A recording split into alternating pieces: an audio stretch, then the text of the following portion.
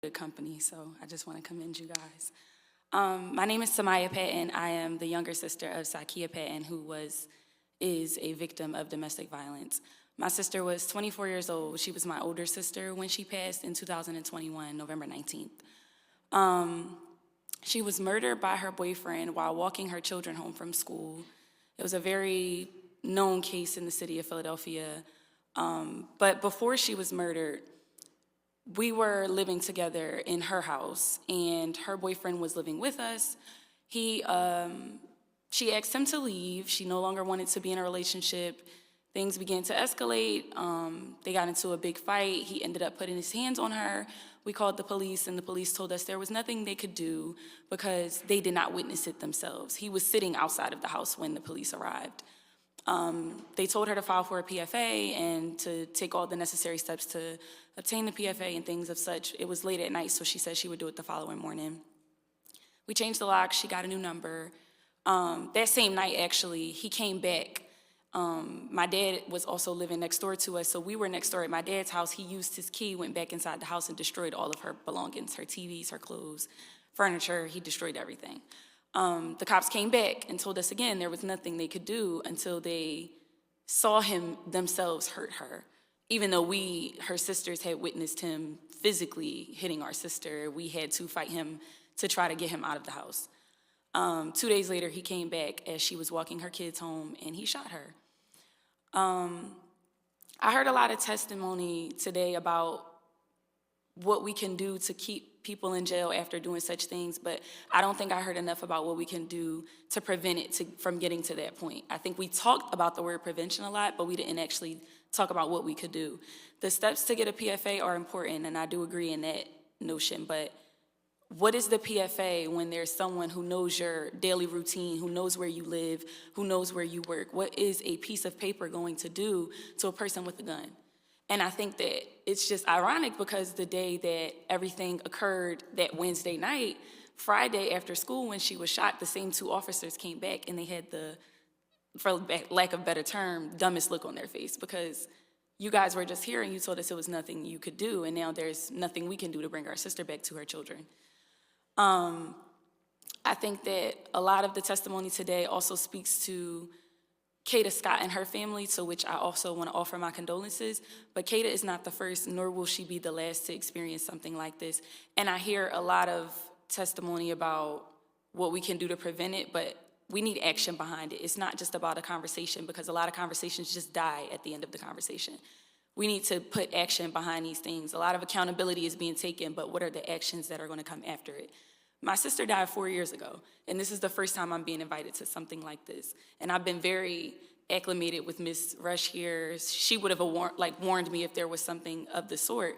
But the fact that it took for Kata to go viral, and thank God that it is gaining traction to the topic of domestic violence, but it shouldn't have taken for her to lose her life either, because these steps should have been taken in many other years, especially in 2021, because the day after my sister died, another woman was shot around the corner at her baby shower.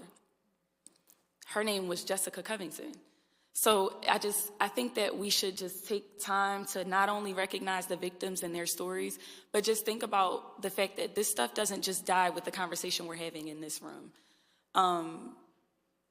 The PFAs are important, the court dates, the being arrested is all important, but a lot of these people aren't being arrested until a life is taken. We have to find a way to arrest these people before it gets to that point. And I'm not specifically saying men, because domestic violence can be between same-sex couples or any kind of couple, or not couples. But I think that there needs to be somewhere in between the PFA and death. There has to be another step before we get to that point. Because if someone is, I'm also hearing a lot about proof of abuse. Oh, she wasn't marked anymore, so we couldn't tell. It shouldn't take proof. I shouldn't have to have a bloody nose or a battered face for me to prove that I'm being abused or that I'm in danger or my children are in danger. There has to be something to fill in that gap. And I don't speak for just me and my sister. I speak for a lot of women when I say these things. I also just want to highlight that there are a lot of companies and organizations, nonprofit organizations, who are trying to do the groundwork and don't have the funding, and we need to support those companies also.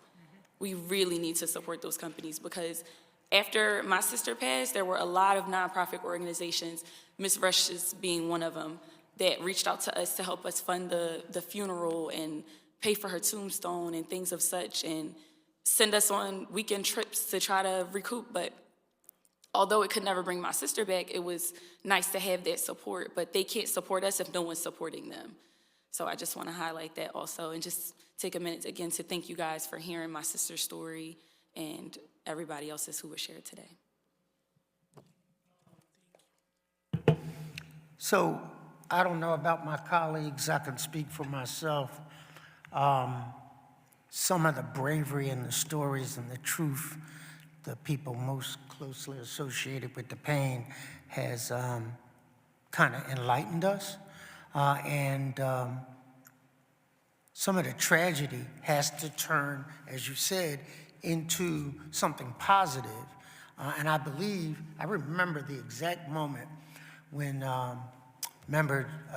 President Johnson and Bill Greenleaf came and pulled me aside and said, we need to put 300 more beds in the Women Against Abuse. And he went through it and highlighted why. And I kind of understood why he did it, but Greenleaf, it kind of shocked me. So it caught my attention, and we did it. We did that. I remember the exact moment when we put more money into anti-violence money. They wanted to give like 30, I think it was like 300,000.